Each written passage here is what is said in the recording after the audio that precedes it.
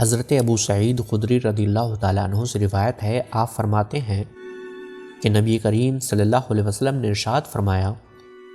جب تم میں سے کوئی آدمی اچھا خواب دیکھے تو وہ اللہ تبارک و تعالیٰ کی طرف سے ہے،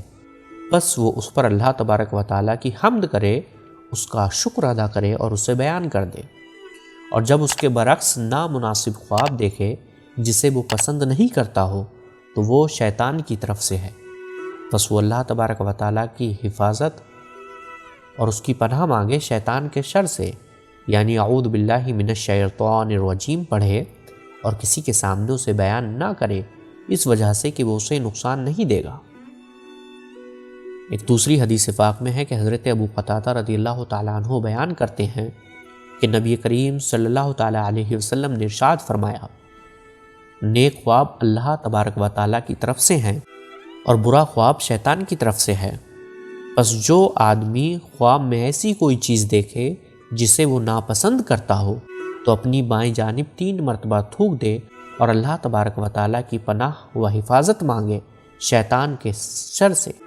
کیونکہ یہ خواب اسے نقصان نہیں پہنچائے گا۔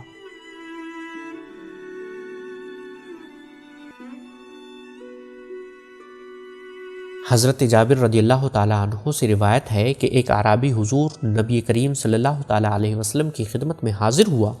اور عرض کی، یا رسول اللہ صلی اللہ تعالیٰ علیہ وسلم، میں نے خواب میں دیکھا گویا میرے سر پر ضربیں لگائی جا رہی ہیں،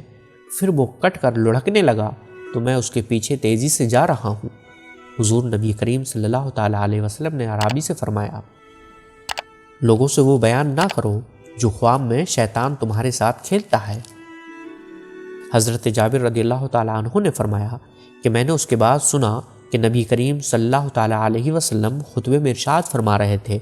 تم میں سے کوئی بھی اس خواب کو بیان نہ کرے جس خواب میں شیطان تمہارے ساتھ کھیلتا ہے۔